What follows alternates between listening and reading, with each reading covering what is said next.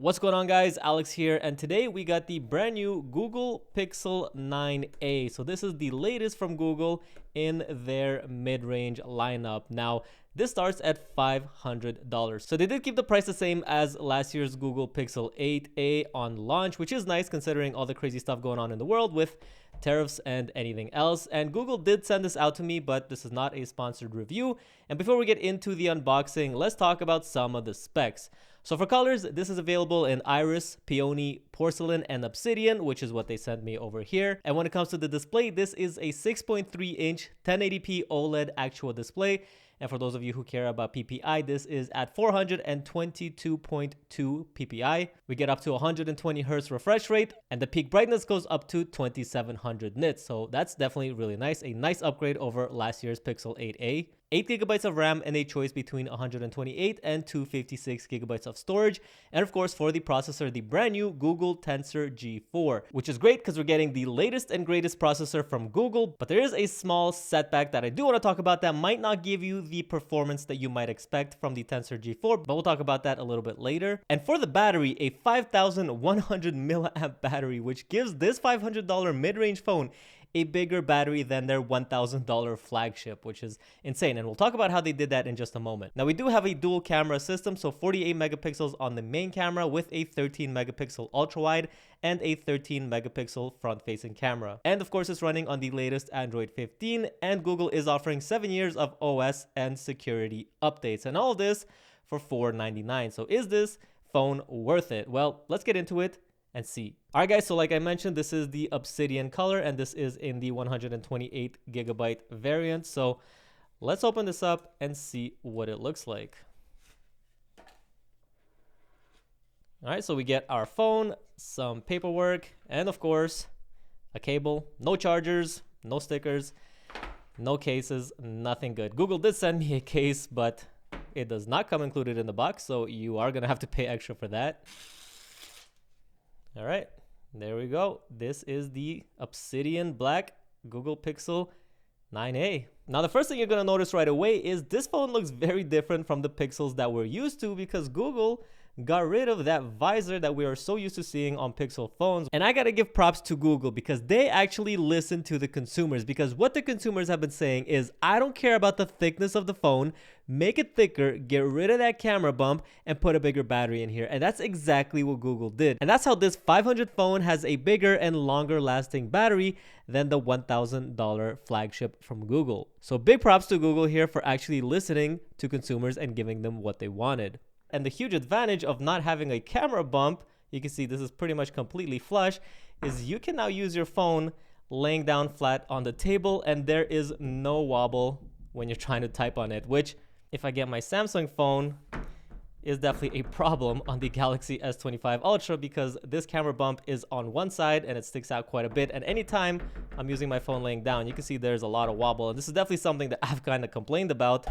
So you no longer have that issue here with these Google Pixel 9a. They, of course, also sent me this case. So let's check this out.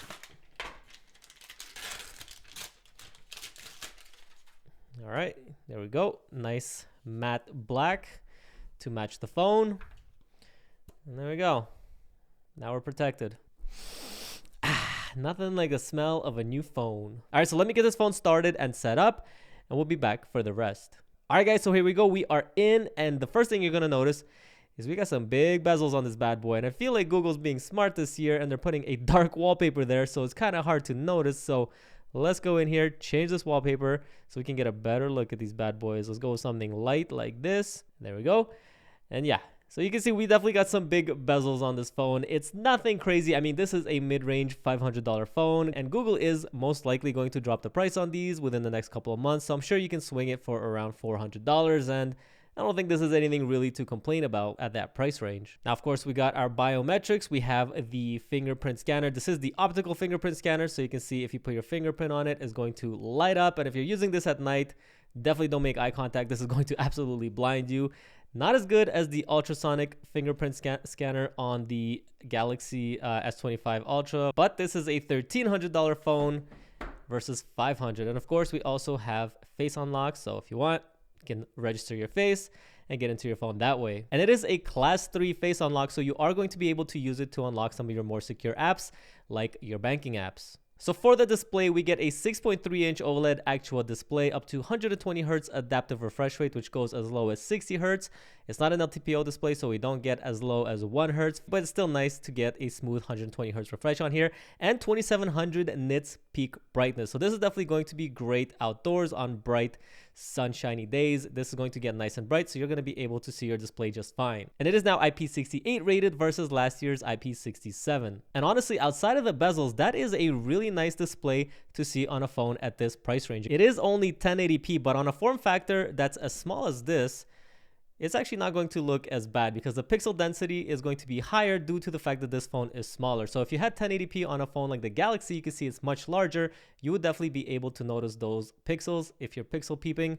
But on this phone, 1080p should be just fine. Now, as far as cameras go, we of course have a 2-camera system here with a 48 megapixel main lens and a 13 megapixel ultra wide, and we get up to 8 times super res zoom. So super res, it's not optical, pretty much digital zoom. It's not going to be as good as an optical lens, so the further you zoom in, the more drop off in quality you're going to get. But I am pretty impressed with what Google does with their computational photography. Their photos just seem to always turn out really good. It's definitely not going to be as good as the Pixel 9 or 9 Pro XL, but again, Google does usually do a really good job with their photos. So I'm pretty confident in this camera system regardless. As far as the hardware goes, this is a very similar camera system to last year's Google Pixel 8a, but they did add a new software feature in here called the macro focus, which, as we've seen before, should allow you to get really close to certain subjects. So you can see I have some small text here, and if we test this out and we come very close, you can see we got that icon at the top left there that's telling us that we're using a macro lens. And this is just going to use the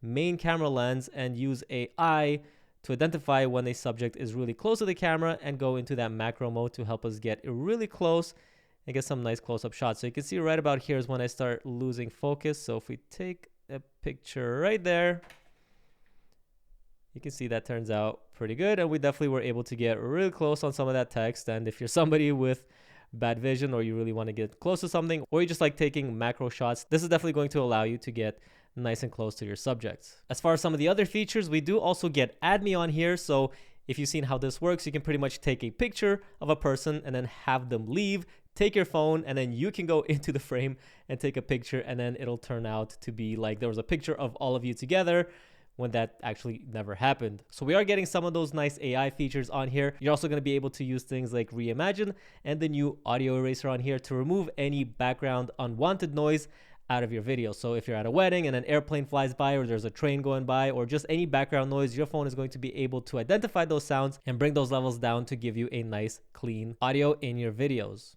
And of course, we get Google's Gemini in here. Now, I have been using Gemini on my Galaxy S25 Ultra, and I have been absolutely loving it. It's actually changed the way I use my phone. I pretty much never manually search for apps anymore. Everything I do on my phone, I just ask Gemini to do it, whether it's to open an app, create a calendar, look up directions for me to a certain place. So it's definitely nice that we're getting all these AI features. So let's talk about the performance on here. This phone is going to be getting the latest Tensor G4 from Google, which is definitely very nice. It's the same chip they're rocking in the Pixel 9, Pixel 9 Pro. So you're getting the latest and greatest from Google, but unfortunately, it does have a little bit of a setback because this phone is going to have a weaker modem. It's the same modem that we saw in the Pixel 8, the Pixel 8a, and the phones that came before it. Now, Google has gotten a lot of praise for the new modem that they put in the Pixel 9. It has actually made a huge difference in the performance of the phone. The download speeds and the connections are much better on the new modem in the Pixel 9. Now, unfortunately, they did not put that modem into the Pixel 9a. And I understand the move.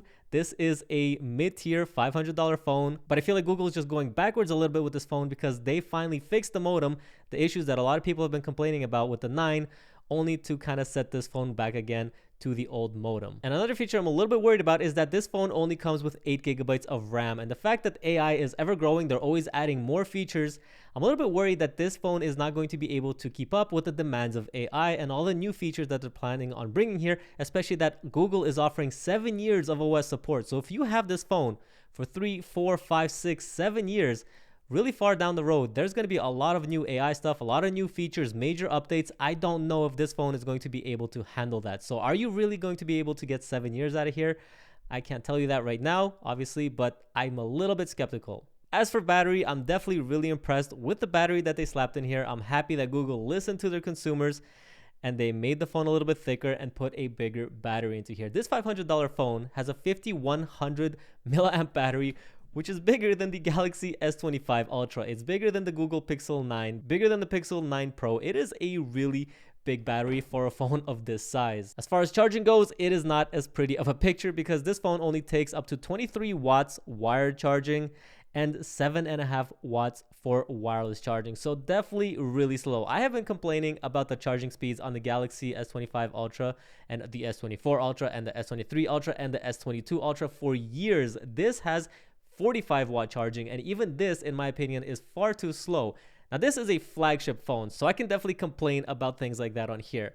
As far as this phone for $500, yeah, it's still slow, but the fact that the battery on here is nice and big, and as long as you're charging your phone every day, you should be fine. The only issue you're going to run into is if you're already running low on battery and you have somewhere to go and you only have a few minutes to get a charge, you're really not going to be able to juice this phone up much at all with that 23 watt charging. And if you're going to be using wireless charging, then you're going to be sitting around for hours waiting for this battery to charge. The fact that it's a bigger battery, I would like to see faster charging. Just keep that in mind. If you need to run and you need to get a quick charge, you're probably not going to get it. But aside from that, this is a great addition to the mid-tier market. For $500, you're getting a great phone from Google. And if you can hold out for a couple of months, you might be able to even catch it on a sale for $399. And at that price point, I would definitely say that this is 100% worth it. But there you go. That's the new Google Pixel 9a. Let me know in the comments below what you think about this one. But that's going to do it for this video. I'll catch you guys in the next one. Peace.